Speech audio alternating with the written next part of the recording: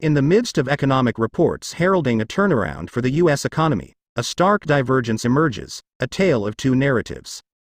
On the one hand, statistical indicators paint a picture of growth, reduced unemployment, and low inflation, instilling confidence in the prospect of a robust recovery. Yet, beneath the surface, a pervasive sense of pessimism persists among many Americans. This dissonance raises a critical question. Why, despite positive economic data, do a substantial number of citizens feel that the promised upswing has yet to materialize in their everyday lives? Delving into the intricacies of wage stagnation, wealth disparities, and the changing landscape of employment and education, we uncover the undercurrents shaping the nation's economic sentiment. This exploration aims to bridge the gap between the macroeconomic outlook and the microeconomic struggles faced by a significant portion of the population, revealing the complexities that define the current state of the U.S. economy. But why are Americans so pessimistic even as the economic picture looks brighter? As it turns out, there are a number of problems festering under the surface of the recovery that people just can't ignore. 10.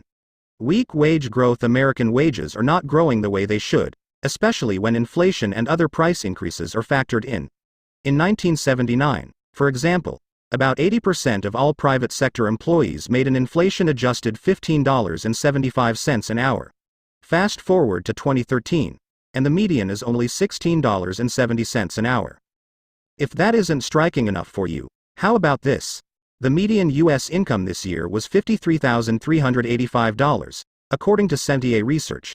That's down 4% from the $55,446 people earned in 2009.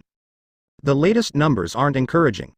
Wages inched up a meager 3 cents in October and are rising at an annual rate of 2%, are just ahead of inflation. If wage growth is set to accelerate, as many economists expect, for now, pay increases are anemic. 9 broad declines in wealth. Most Americans have less wealth now than they did 25 years ago, according to a report from the Center for Economic and Policy Research, a liberal-leaning think tank. Wealth grew intermittently in the U.S. from 1989 to 2007, but then shrank from that point. The median net worth in America fell to $81,400 in 2013 from $85,100 in 1989, the report said. Meanwhile, all of the economic gains during the recovery that have followed the housing crash have gone to top income earners, statistics show. This is especially bad for those nearing retirement, said economist Dean Baker, an author of the report. That's because those near retirees will not benefit as much from any future improvements in the economy. They have to depend on their current wealth, which may have been battered and bruised in the recession. 8. Missing out on market gains. If you have a fat portfolio of stocks, bonds, and other investments, you've had a very good year. The stock market has hit one record after another in 2014, most recently last week after the Republicans cleaned up in the midterm elections. But trading stocks is a dying art. Only 15% of families directly owned stocks in 2010, according to the Federal Reserve. That's down from 21.3% in 2001. The stock market has become the playground of the wealthy. Poorer families generally have neither the means nor the appetite for risk that are often required for direct trading. More Americans are in the stock market through retirement accounts and other assets, but that's fallen as well. By 2010, only 51% of U.S. workers could enroll in a retirement plan at work, according to public policy think tank Demos. Some 53% of Americans avoid the market completely, according to a Pew Research survey last year. 7. Rising income inequality. The rich are getting richer. A recent paper finds that over the last 3 decades, the top 0.1% of Americans have seen their share of household wealth rise to 22% from 7%. That's almost as high as in the late 1920s, when robber barons ruled the Gilded Age, according to the study's authors, economists Emanuel Sees and Gabriel Zuckman. By contrast, the bottom 90% of families, already facing stagnant wages and salaries, are suffering under a crushing debt load. Many of them have higher mortgages to pay and higher credit card and student loan balances. The combination of higher income inequality alongside a growing disparity in the ability to save for most Americans is fueling the explosion in wealth inequality, the economists write. 6. Shrinking middle class. A vibrant middle class is the cornerstone of a strong national economy. America's middle class is getting weaker, however, with those on the lower rungs sliding into poverty. The middle class, defined by the middle 60% of households, collects about 45.7% of national income. That's down significantly from 53.2% in 1968, according to U.S. Census figures analyzed by the left-leaning Center for American Progress Action Fund. But it's not only a matter of dollars and cents. People's self-perceptions are changing as wealth and income pool at the top. The share of Americans who call themselves middle class has never been lower, at 44%. A survey from Pew Research Center and USA Today found earlier this year. That's down from 53% in 2008. At the same time, the share of Americans who say they are in the lower or lower middle classes rose to 40% from 25%. 5. Low interest rates hurt savers. Saving money is normally a great thing, but over the last few years, rock-bottom interest rates have meant that savers get practically no reward for their efforts. That means seniors in particular, and others who traditionally count on interest gains, have had to go without some of their income. With interest rates so low, there has been no incentive to save. The top 1% of families now save about 35% of their income, and the bottom 90% save nothing, according to research from economists Emmanuel Sees and Gabriel Zuckman. 4. The rise of the McJobs low-wage jobs have dominated the economic recovery, placing people into fast food and other service sector positions that offer few benefits or opportunities for promotion. Since the recession, there have been 1.2 million fewer jobs in mid and higher wage industries, while lower wage industries have grown by 2.3 million jobs, according to a study from the National Employment Law Project. At Walmart, WMT, for example, wages are so low that workers seek an estimated $6.2 billion in food stamps, Medicaid, and other forms of public assistance, according to a report from the progressive advocacy group Americans for Tax Fairness. About 6,000 of Walmart's 1.3 million workers make the federal minimum wage of $7.25 an hour, and the company is planning to move above the minimum wage completely at some point.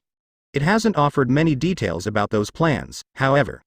Walmart says its average full-time wage is $12.92 an hour, but that doesn't include the pay for part-time workers. 3. Home loans are hard to get. Banks tightened up their credit and loan standards considerably after the housing market crash and the Great Recession. Even now, more than 5 years later, lenders still want homebuyers to have stellar credit and a boatload of money for a down payment. That's taken a toll on first-time homebuyers. The share of first-time buyers has fallen to its lowest point in nearly 3 decades, according to a recent survey from the National Association of Realtors. Only about a third of people buying homes now are first-timers, down from the historical average of 40%. The housing market is tough for previous and existing homeowners as well. Short sales and foreclosures made up about 13% of sales in the third quarter nationwide, according to data from RealtyTrack. That rate, while still high, has fallen because many properties have finally finished the years-long foreclosure process. On the plus side, home prices continue to rebound. And while that may not be good news for first-time homebuyers, it means that some households that have been hobbled by underwater mortgages are starting to see relief. 2. Insufficient retirement savings. Some 40% of Americans haven't started saving for retirement, according to the BlackRock Global Investor Pulse survey. Most of the people who have saved don't have more than $25,000 to show for it, either. American workers used to count on pensions to help them through their golden years, but companies have mostly done away with pensions in favor of 401k plans. The plans shift the burden of retirement investing to workers, but many of them don't have enough information to make the right decisions, such as being aware of all the fees or how to adjust to stock market swings. The survey also found that nearly 2/3 of the money saved by Americans is held in cash. They like cash because it makes them feel safe. The downside is that they're missing out on stock market returns. Number 1. Soaring college costs. Tuition at Columbia University, one of the priciest schools in the country, costs an average of $213,520 for 4 years, according to Business Insider. That sounds outrageous, but that's about what new parents are looking at for in-state tuition in the future. Parents of newborns should expect a degree from a 4-year, in-state public college to cost about $222,000, according to Kiplinger's Personal Finance. Wrestling with college costs can tank a family's finances. Parents and grandparents have taken out loans to foot the bill, only to put their retirement nest eggs at risk. Students shoulder the burden as well, and more than 2/3 of college seniors graduate with student debt, some of which could take decades to pay off. In conclusion, while economic indicators suggest a positive turnaround in the U.S. economy, the reality on the ground for many Americans tells a different story. From stagnant wages and declining wealth to the challenges of navigating a changing job market and shouldering the burden of soaring college costs, the concerns are real and varied. As policymakers and leaders navigate the path forward, addressing these underlying issues will be crucial to bridging the gap between the promising economic data and the lived experiences of a significant portion of the population. Only through comprehensive and inclusive solutions can the nation hope to foster truly shared and sustainable prosperity for all.